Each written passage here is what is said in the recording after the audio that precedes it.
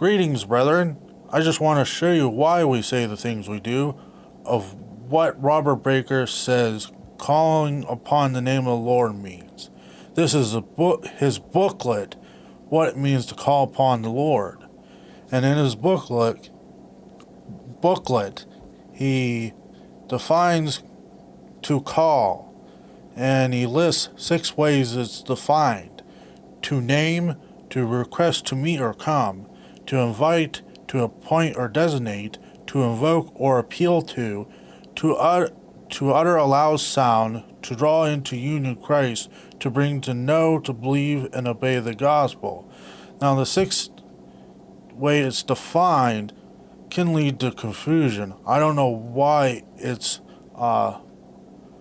lumped all together like that, but you see why we say that there's something going on there.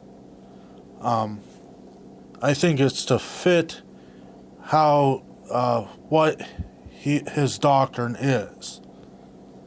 Now,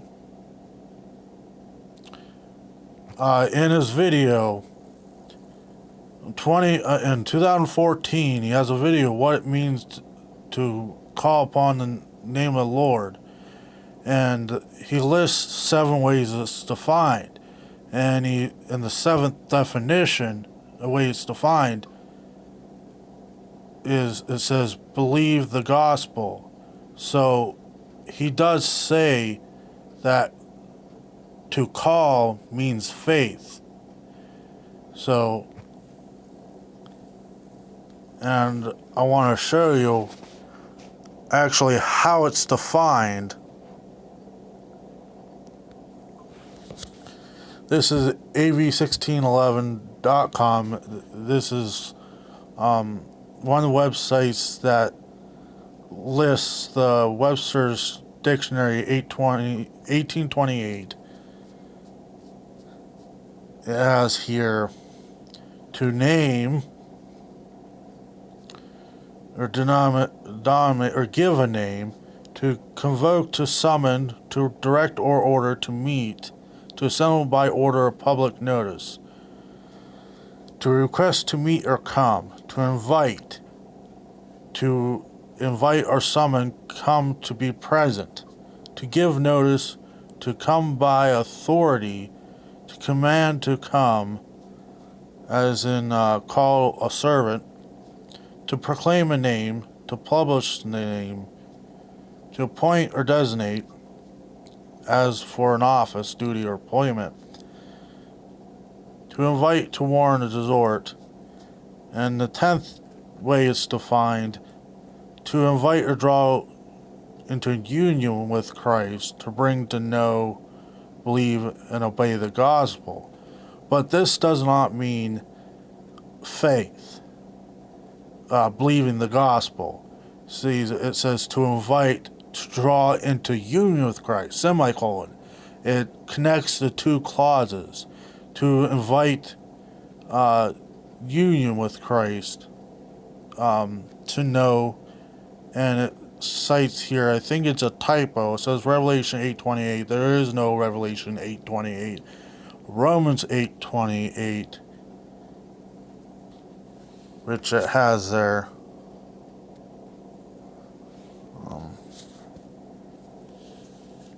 Romans 8:28, and we know that all things work together for good to them that love God, to them who are called according to his purpose. So you see here, it's the called according to his purpose. That is not calling upon the name of the Lord. That is the called. And another website I use, Webster's Dictionary 1828, has the name, to convoke or to summon, to request to meet or come, to invite,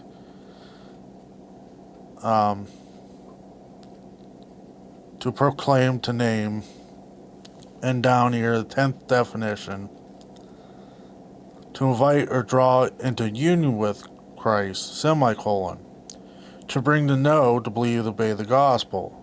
And it lists here Revelation 19:9, and he saith unto me, Right blessed are they which are called unto the marriage supper of the Lamb.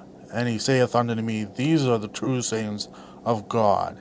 So it's not calling upon the name Lord, it's which are called unto the marriage. It's calling unto the marriage supper of the Lamb. So, what he does,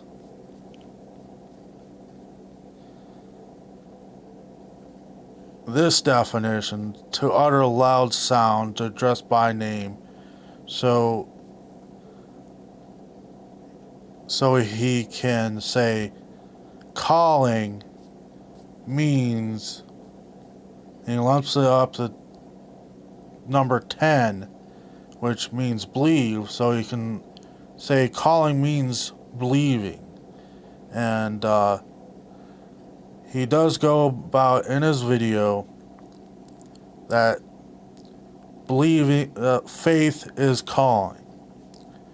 And he has said a lot of times before that the calling is faith. Faith is the calling. And so you see the things. We aren't just saying this. We're not just making up this. There is some validity to his teaching. We're not making lies. It's to support his narrative of what his his doctrine is, what he wants the doctrine to be true. He wants his doctrine to be true. So he makes it the case. He tries to make it the case, and he feeds it to you. Now, I just wanted to show you that he handles the English definitions, the English language, and he uses the English dictionary very poorly, and he bunches up definitions to fit his narrative, to fit his own will. And that's what it was apparent to me when I read his booklet.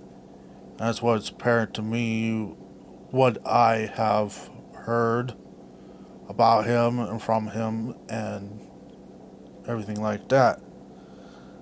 So don't be careful of what you believe, what he says. You really have to be careful what you believe or what he says. So I hope this helps you. Thank you and take care.